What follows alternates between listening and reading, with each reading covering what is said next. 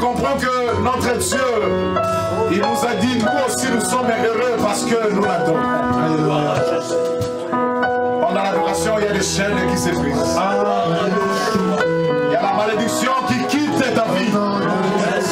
Il y a la maladie héréditaire qui quitte ta vie. Parce que tu adores le Créateur de ciel et de la terre. Alléluia.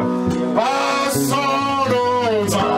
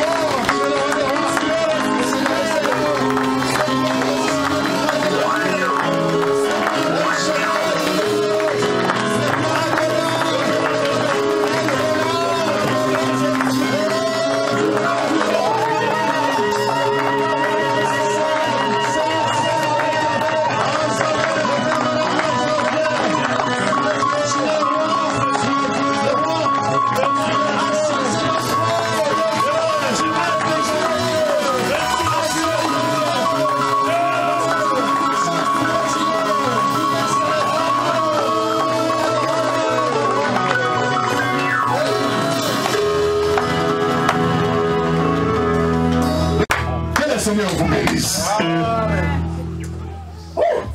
Amen. L'adoration fait transpirer. C'est ça.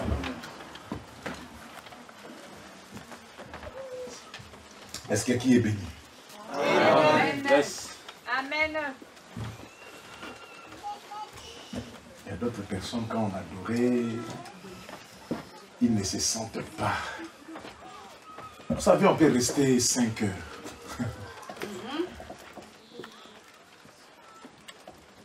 Amen.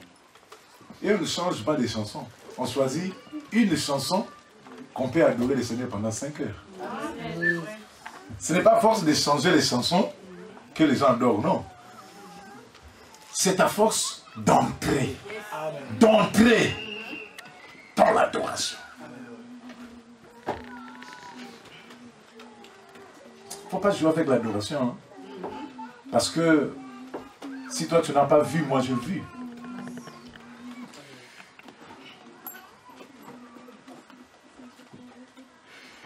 Et ceux qui ont fait leur projet,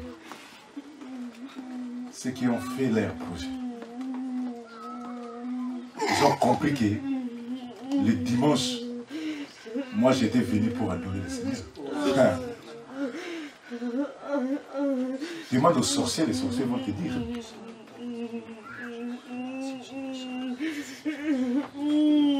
Est-ce qu'on peut dire un amen? Amen. Là, c'est la puissance du Saint-Esprit. C'est le Saint-Esprit qui est en train de continuer son œuvre.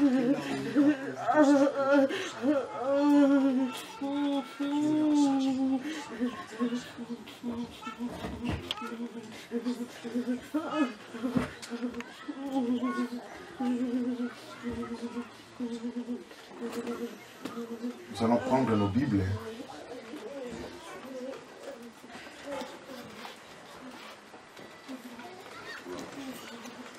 Donc aujourd'hui, nous allons continuer ce qu'on a commencé. Et j'aimerais mieux qu'on puisse relire encore les Écritures, ce qu'on a lu la fois dernière, dans le livre de Exode chapitre 25. Donc pour ceux qui sont venus aujourd'hui, qui n'étaient pas là les deux dimanches d'après, nous partageons un sous-thème qui est très important. Vaut mieux un morceau de pain qui est sec qu'une maison remplie de viande, mais avec de querelles. Vaut mieux un morceau de pain, vaut mieux un morceau de pain qui est sec, là où il y a la paix. Permettez-moi d'enlever ça parce que je suis vraiment... Merci bien, ma mère. Vaut mieux un morceau de pain là où il y a la paix que une maison qui est remplie de viande, mais là où il y a des querelles, qui se trouve dans le livre des Proverbes, le livre de Salomon. Il y a écrit Proverbes chapitre 17 dans le premier verset.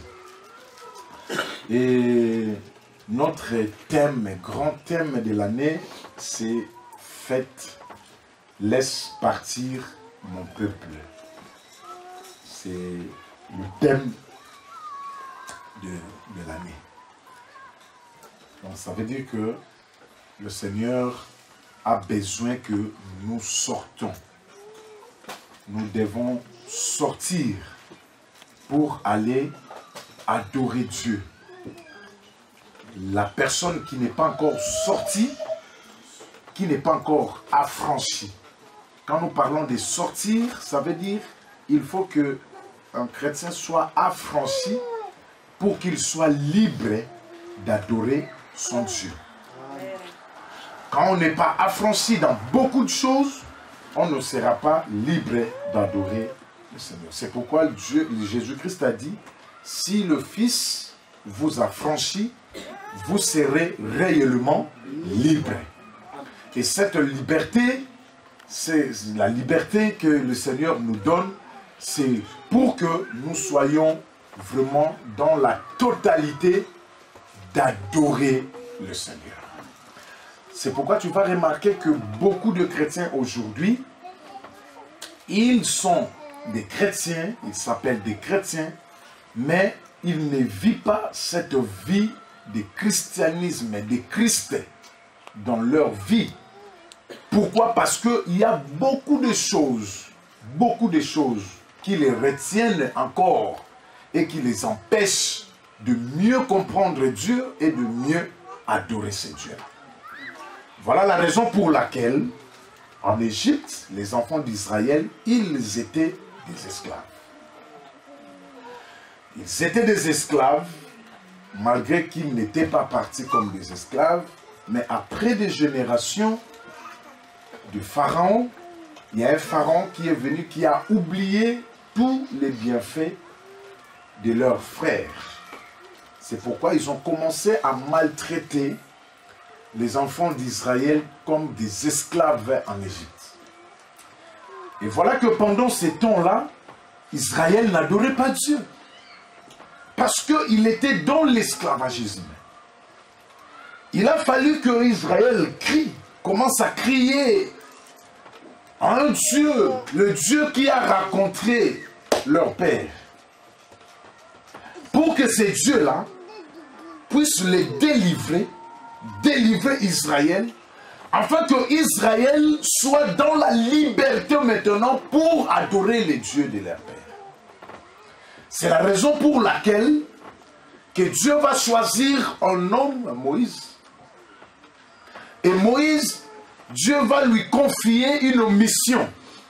Et cette mission, c'était laquelle? C'était pour aller délivrer le peuple, la race de Dieu, les enfants d'Israël qui étaient dans l'esclavagisme. Et comprenez que Moïse, qui a vécu dans la maison de Pharaon, Moïse a dit à Dieu, ça sera pratiquement impossible cette mission. Parce que même eux-mêmes, les enfants d'Israël, ils ne me croiront pas. Et même Pharaon, ils me croiront. Mais Dieu a dit à Moïse, c'est moi qui t'envoie. Va. Parce que je te fais Dieu devant Pharaon. Et quand Moïse va raconter Pharaon, c'était une rencontre merveilleuse. Parce que cette rencontre parlait de la liberté, de la délivrance des enfants d'Israël qui étaient dans l'esclavagisme. Les enfants d'Israël dans l'esclavagisme, ils ne pouvaient pas sortir parce qu'il y avait Pharaon qui les retenait. Et tout, la liberté, la délivrance de ces enfants d'Israël en Égypte dépendait de Moïse et de Pharaon. Ça veut dire que si Moïse échoue dans cette mission, les enfants d'Israël resteront toujours des esclaves. Mais si Moïse gagne la mission, ça sera la liberté, la délivrance des enfants d'Israël. Voilà que le jour-là, quand Moïse va rencontrer Pharaon, va dire à Pharaon, voilà, le Dieu des Hébreux m'a rencontré. Et il m'a dit, de te le dire, laisse partir mon peuple. Donc on comprend même que pour la sortie des enfants d'Israël en Égypte, il faut Pharaon. Mais qui peut affronter Pharaon, ce n'est pas n'importe quel enfant d'Israël. Il faut que la personne voie d'abord un arbre dans le désert qui avait le feu, mais le feu ne consumait pas l'arbre. Si la personne voit l'arbre qui avait le feu, mais le feu était incapable de consumer l'arbre, c'est à ce temps-là que cette personne va descendre pour raconter Pharaon. Parce qu'à l'époque, Pharaon, c'était un roi puissant. C'était la grande puissance. C'est pourquoi quand Moïse parlait des dieux des Hébreux à Pharaon, Pharaon va dire, qui est ce Dieu-là pour que moi, j'obéisse à sa parole. Donc ça veut dire que Pharaon n'obéissait pas à la parole de n'importe qui. Pharaon n'obéissait pas à la parole de n'importe qui. C'est pourquoi il va poser la question à Moïse, qui est ce Dieu-là pour que moi, tant que la grande puissance, que je puisse obéir à sa parole. Mais comme Pharaon demandait qui est ce Dieu-là, le Dieu-là était à Moïse. Et Moïse va démontrer à Pharaon que c'est le Dieu d'Abraham, le Dieu d'Isaac et le Dieu d'Israël. C'est lui qui est capable de délivrer ceux qui sont dans la captivité. Voilà, c'est pourquoi nous allons comprendre que Moïse, il n'était que l'ombre qui représentait la vie de Jésus-Christ. Et Pharaon, il était que l'ombre qui représentait la vie de prince de ce monde. C'est pourquoi la Bible nous dit que auparavant, nous aussi, nous étions sous cette malédiction. Nous étions dans le monde. On partait selon les trains de ce monde. On faisait les choses selon les trains de ce monde. Nous étions dans le monde. Nous faisions des choses de ce monde. Mais quand le véritable Moïse est venu, il a rencontré le prince de ce monde. Il lui a dit, laisse partir mon peuple. C'est pourquoi la Bible dit, sur la croix, c'est là où le Seigneur Jésus-Christ a vaincu le diable. il a vaincu celui qui nous retenait auparavant. Il a vaincu celui qui ne voulait pas que nous sortions. Il a vaincu celui qui était là et qui nous surveillait, l'homme fort et qui nous surveillait. Mais quand le plus fort est venu, il a vaincu l'homme fort. Amen. Et sur la croix, il a dit, tout est accompli. Amen. Voilà qu'aujourd'hui, nous sommes sortis. Parce que nous avons connu celui qui est capable. Nous avons connu celui qui est le véritable. Nous avons connu le bon berger. Parce qu'auparavant, on n'était pas dans le main d'un bon berger. On était dans le main d'un mercenaire. Or, le mercenaire ne peut jamais donner sa vie pour ses brebis. Mais le bon berger, notre Seigneur Jésus, lui, il a donné sa vie pour nous. Mais regardez, c'est la raison pour laquelle, parmi tous les temps que les enfants d'Israël vont vivre en Égypte, Moïse va faire des miracles, Moïse va démontrer à Pharaon, mais Pharaon, il était toujours la pierre dans son cœur. Il ne voulait pas laisser les enfants d'Israël partir. Mais les jours où il a fallu que le sang coule, les jours où le sang a coulé, regardez bien, Dieu va dire à Moïse que cette fois-ci, Pharaon vous laissera partir. Parce que ce que je vais faire à Pharaon, je vais aller même toucher son trône. Je vais toucher là où il y a sa vigueur.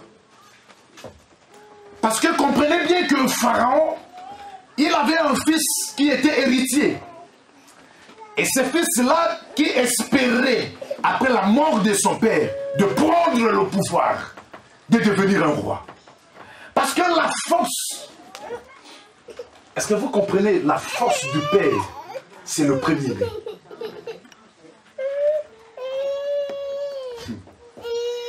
La force du père, c'est le premier-né. La vigueur d'un papa, c'est le premier-né. C'est pourquoi Jésus, comme il est le premier-né, il est la force de Dieu. Et nous, nous sommes le frère de Jésus, le petit frère de Jésus. Et c'est Jésus-Christ qui est le premier-né. Maintenant, Dieu a dit, je vais toucher le cœur de Pharaon. Je vais toucher la vigueur de Pharaon. Regardez que tous les enfants d'Israël, vous allez tuer un agneau. Et chacun va mettre le sang sur le poteau et les linteaux de la porte. Parce que je vais envoyer un ange destructeur de la destruction. Cet ange-là, il va venir, il va frapper tous les premiers-nés. Tous les premiers-nés.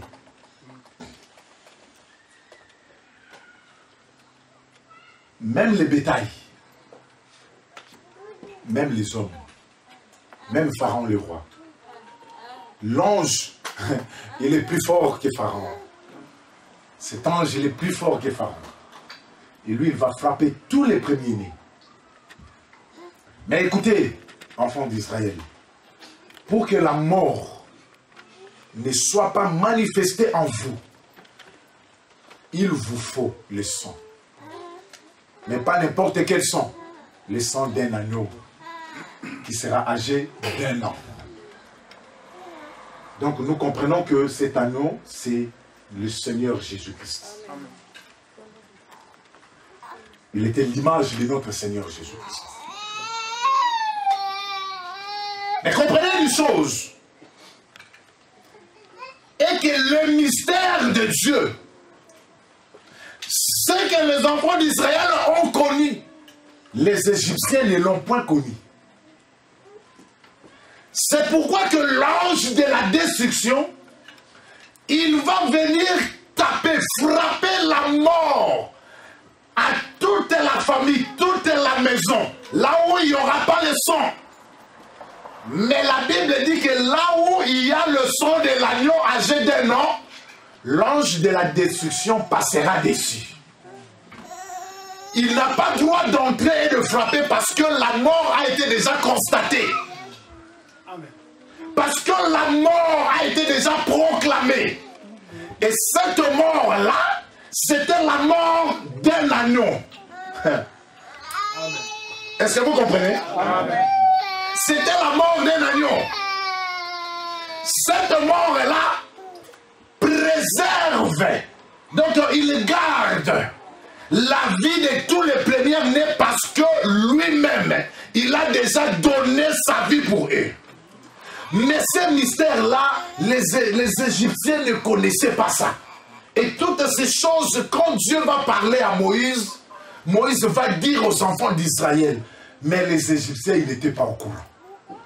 Voilà, c'est pourquoi la Bible dit, or, la sagesse que nous connaissons, la sagesse que nous prêchons, c'est une sagesse de Dieu. Mais cette sagesse qui est cachée parmi des générations et des générations. Mais Dieu nous aujourd'hui. Parce que le monde ne peut jamais comprendre la sagesse de Dieu. C'est ça. Le monde ne peut jamais connaître la sagesse de Dieu. Mais nous la connaissons. Et nous vivons avec cette sagesse. C'est pourquoi que nous sommes heureux. Et c'est ça qui fait la différence entre ceux qui servent Dieu et ceux qui ne le servent pas. Entre ceux qui connaissent Dieu et ceux qui ne le connaissent pas. C'est pourquoi nous allons comprendre que Jésus-Christ est notre Seigneur. C'est lui qui est l'agneau qu'on a immolé en Égypte. Or, quand on immolait l'agneau, la Bible dit, il faut que cet agneau-là soit passé par le feu. Et vous allez le manger tout chaud. Mais quand vous allez manger cet agneau-là, préparez-vous. Il faut que vous ayez vos bâtons à la main. Vos reins doivent être sains. Vous devez avoir déjà des chaussures dans les pieds. Parce que après manger l'agneau, c'est la sortie. Donc ça, c'est le dernier repas qu'on mange en Égypte. Le dernier repas qu'on mange en Égypte. Après ce repas, il n'y aura plus de repas. Maintenant, c'est la sortie. Vous allez sortir. Vous allez partir. Pourquoi vous allez partir? Parce qu'il y a une promesse qui a été promise à vos pères. Abraham, Isaac et Jacob. Mais c'est vous, la descendance, qui allez hériter cette promesse. Il y a la terre promise qui vous attend. Il y a un pays là où coule le lait et le miel qui est préparé pour vous. Mais il faut sortir.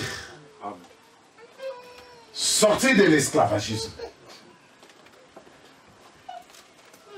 Comprenez que quand Israël a mangé cet agneau, dans le camp des Égyptiens, il y a eu maintenant un problème. C'est quoi le problème? C'est que tous les premiers-nés de l'Égypte étaient frappés à mort. La Bible souligne tous les premiers-nés. Il n'y avait aucun premier-né dans le temps qui était resté en vie. Si ce n'est que la parole de Dieu. C'est la parole de Dieu qui a confirmé tous les premiers-nés des Égyptiens. Et l'ange de la destruction va aller jusque dans la maison, dans le palais royal, pour rencontrer celui qui lui a demandé, qui es-tu pour que moi j'obéisse à ta parole. Maintenant, aujourd'hui, je me présente. Je suis celui qui a besoin des premiers-nés. Je suis celui qui a besoin des premiers-nés. Donne-moi ton premier-né. Vouloir ou pas, il sera frappé de la mort.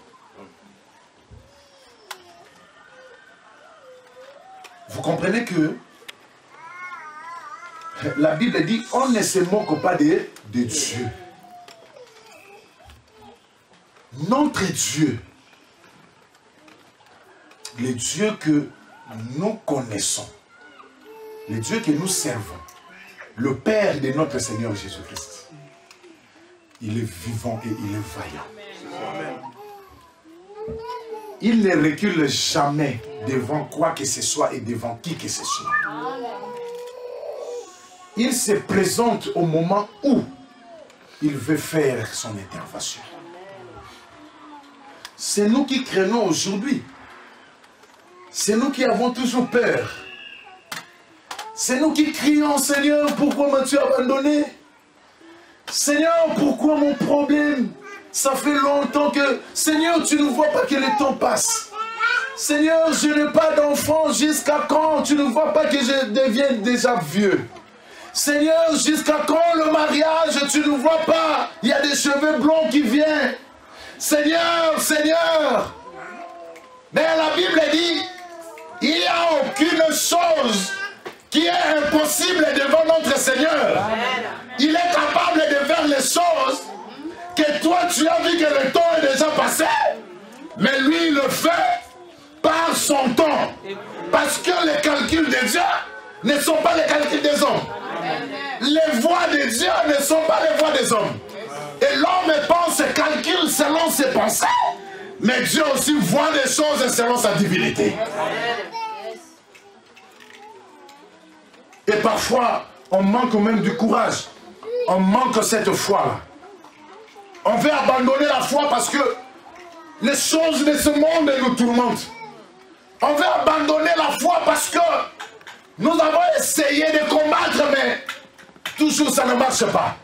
On veut abandonner la foi parce que on a essayé, on a gêné, on a prié, mais il n'y a rien qui se passe, qui marche. Il n'y a rien qui se passe. On veut abandonner la foi parce que moi j'ai déjà prié longtemps pour mon problème. Mais comme si Dieu m'a tourné les dos, on veut abandonner la foi parce que, mais le Seigneur là, est-ce qu'il entend? Est-ce que le Seigneur là, il écoute mes prières? On veut abandonner la foi parce que j'ai vu mon frère qui est béni, j'ai vu mon frère qui a prié. Il était exaucé, mais moi comme Dieu ne me connaît pas. On veut abandonner la foi parce que. Mais le temps de Dieu, ce n'est pas le temps des hommes.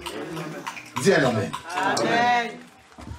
Dieu a dit, maintenant je me présente devant toi. J'ai besoin du premier-né. Et ce jour-là, Pharaon va comprendre que maintenant, si je ne laisse pas les enfants d'Israël partir, je ne sais pas après cette plaie, qu'est-ce qui va arriver après.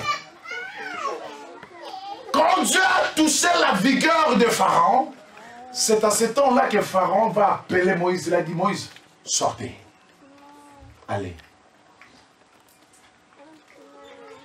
Moïse a pris tout l'ensemble.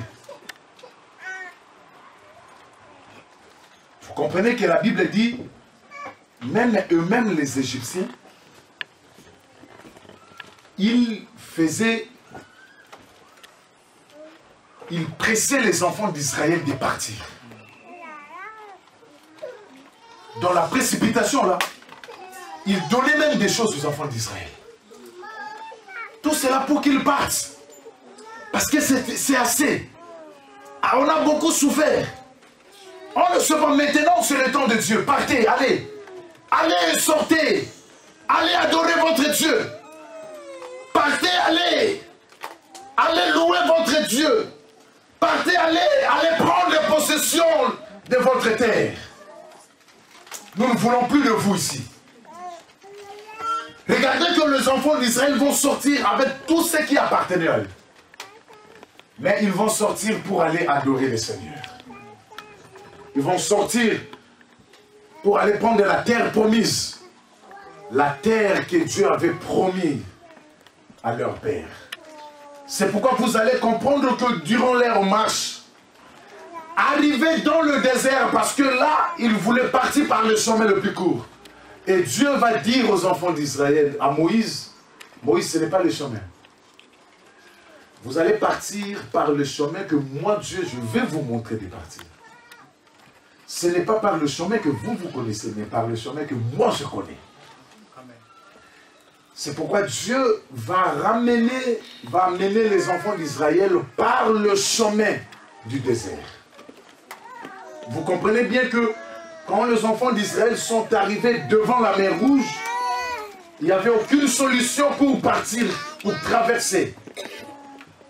Mais le Dieu qui était là, au moment où ils étaient dans l'esclavagisme, ce même Dieu aussi a manifesté sa puissance. Il a fait traverser les enfants d'Israël. Les enfants d'Israël ont traversé à sec la mer. Arrivé dans le désert, c'est là où Dieu maintenant a voulu que ce peuple maintenant commence à m'adorer. Parce que dans l'esclavagisme, on ne peut pas adorer Dieu. Mais Dieu voulait que les enfants d'Israël traversent le désert pour que Israël apprenne l'adoration. Pour que Israël apprenne le sacrifice. Pour que Israël connaisse la loi. Parce qu'on ne peut pas marcher avec un Dieu si on ne connaît pas ce que ce Dieu l'a fait. On ne peut pas marcher avec un Dieu si on ne connaît pas ce que Dieu l'a veut pour nous. De même aussi, quand nous marchons avec Dieu, nous devons aussi faire connaître à Dieu aussi ce qui est nos pensées, nos besoins. Car il est écrit, ne vous inquiétez de rien, ni de votre corps, de ce que vous allez vous vêtir, ni de ce que vous allez manger, ni des choses de ce monde. Mais en toutes choses, faites connaître vos besoins à Dieu. Et le Dieu là, il connaît.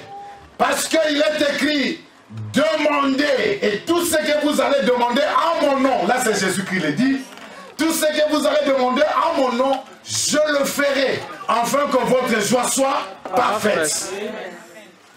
Et votre Père, il connaît que vous en avez besoin.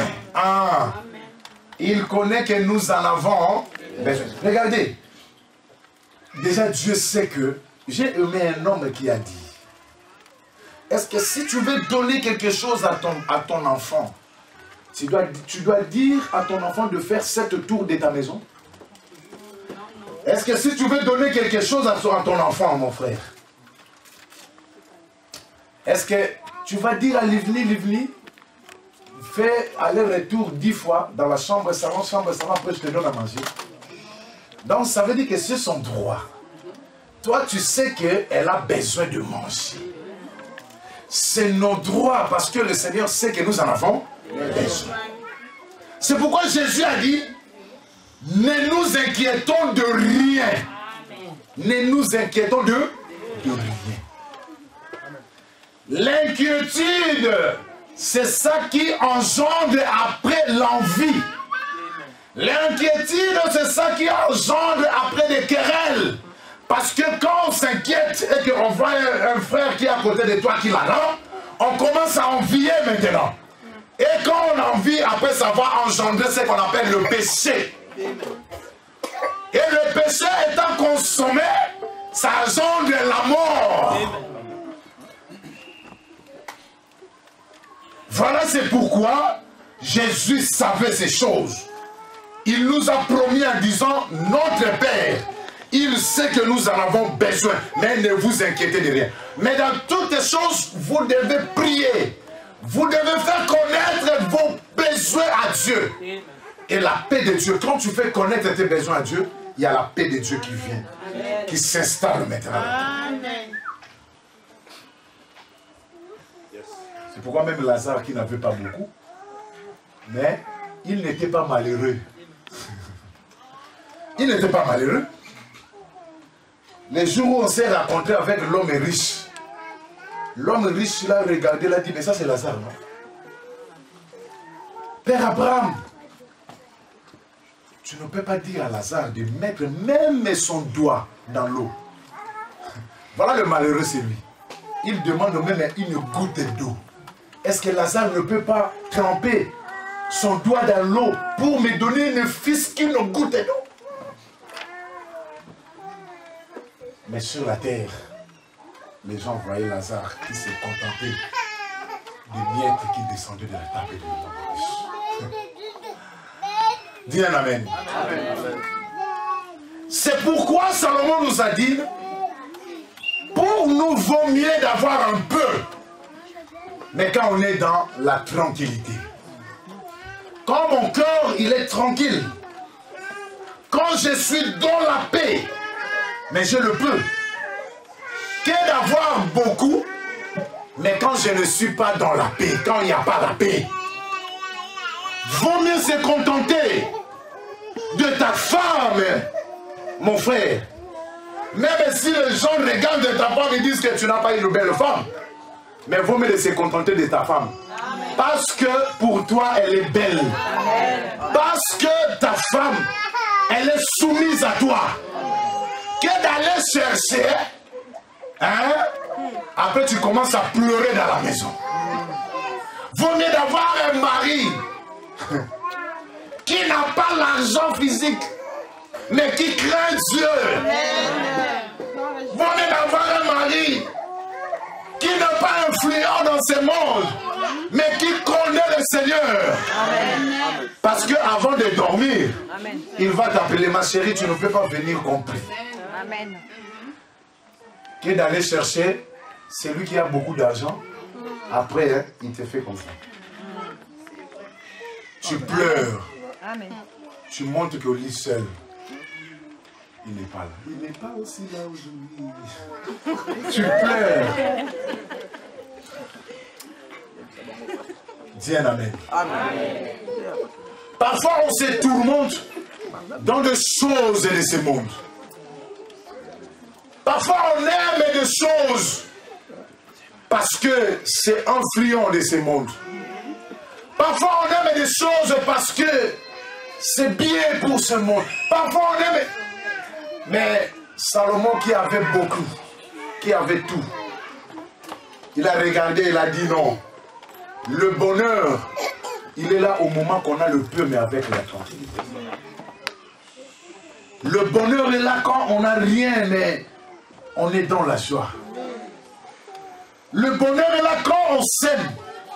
Hein? Avec ma femme, avec mon époux. Mais que nous marchons à pied. On est heureux. Que de chercher d'avoir des grosses voitures.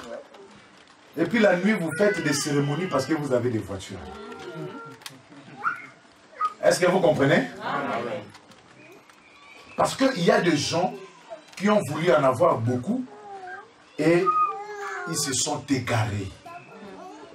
Ils sont perdus maintenant. C'est pourquoi j'ai dit pourquoi les chrétiens n'ont pas la joie en eux. Et j'avais dit le dimanche passé, la joie c'est un don du Saint-Esprit. Dis un amen. Amen. Ça c'est très bien, ça c'est bon. La joie c'est un don du Saint-Esprit. Tu vas remarquer que les chrétiens ne sont pas joyeux.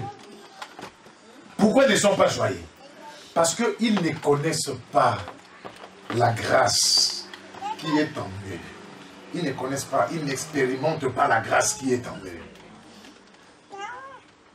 Mais si tu connaissais la grâce qui est en toi, si tu connaissais la personne qui est en toi, si tu connaissais celui qui te gardait quand tu dormais, si tu connaissais celui qui te surveillait quand tu marchais, tu devais être heureux plus que les ministres de ce monde. Parce que tu sais que quand je marche, il y a des... Quand je marche, il y a la sécurité qui surpasse même la sécurité de ce monde. Voilà que par le temps de la liberté, de la sortie d'Israël, que l'Israël va marcher dans le désert. C'est par là que nous sommes tombés dans le livre de Exode chapitre 25. On avait lu le dimanche passé. Et là où Dieu maintenant dit à Moïse, parle aux enfants d'Israël, que chacun m'amène des offrandes, une offrande. Parce qu'au travers de cette offrande-là, Moïse, tu vas bâtir une maison. Et cette maison, c'est ce que nous appelons, Israël appelait le tabernacle. Mais le tabernacle, ça sera une maison que vous-même, vous allez bâtir pour moi. Donc ça veut dire que ça viendra de vos offrandes. Il faut que chacun vienne avec son offrande.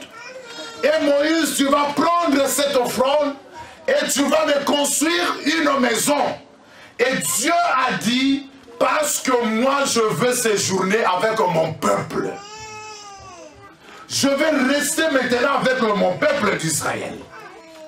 Je veux que là où mon peuple est, moi aussi je sois là. Et je veux marcher avec mon peuple. Parce que c'est moi qui marcherai le premier.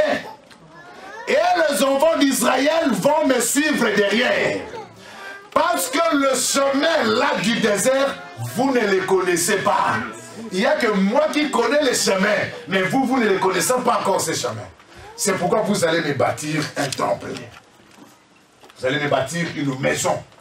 Voilà la raison pour laquelle les enfants d'Israël sont venus avec leurs offrandes. Et ils ont donné à Moïse. Et Moïse a bâti un temple, a bâti une tente. Et cette tente qu'on appelle les tabernacles.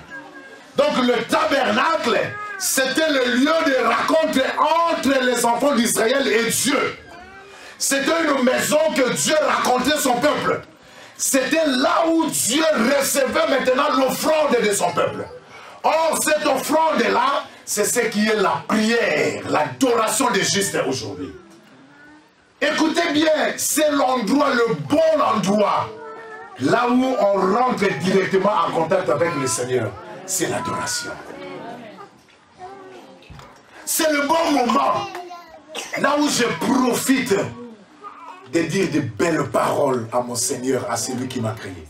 C'est l'adoration.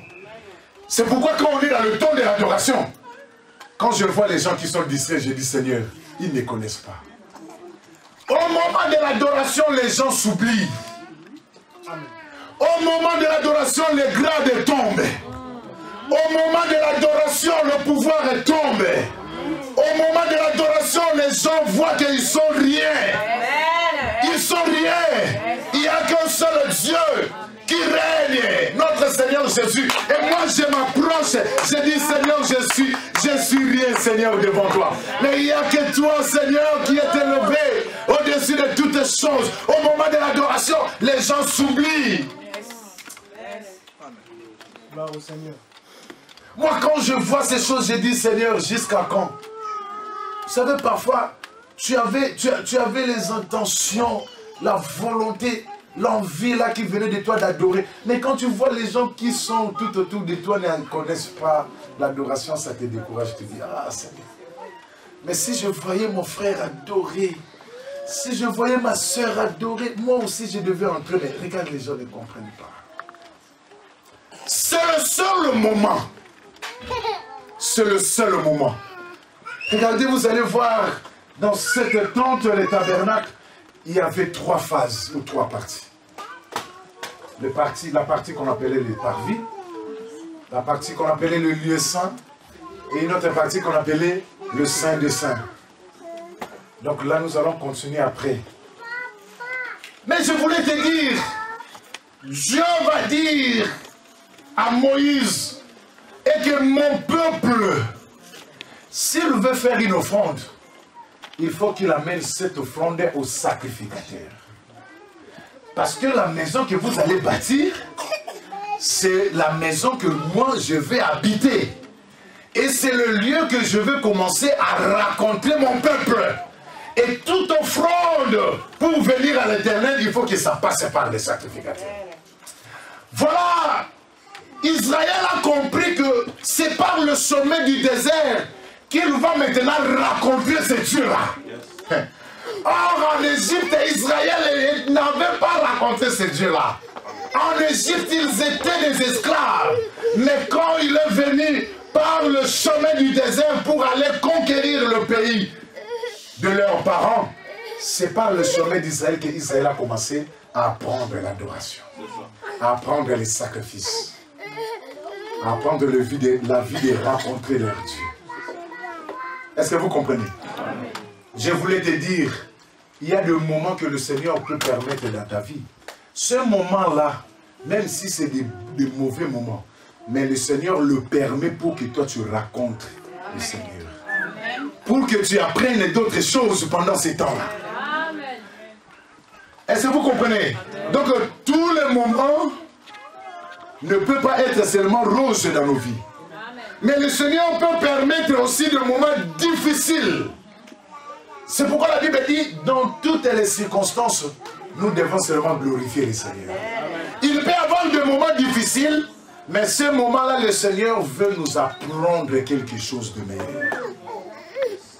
C'est pourquoi dans le moment difficile, il y a un secret. Tu viens, tu dis, Seigneur, merci parce que ces moments que je passe, c'est pour m'apprendre beaucoup de choses. Le Seigneur, quand il te voit, il dit, celui-ci, il a compris. Est-ce que vous avez compris?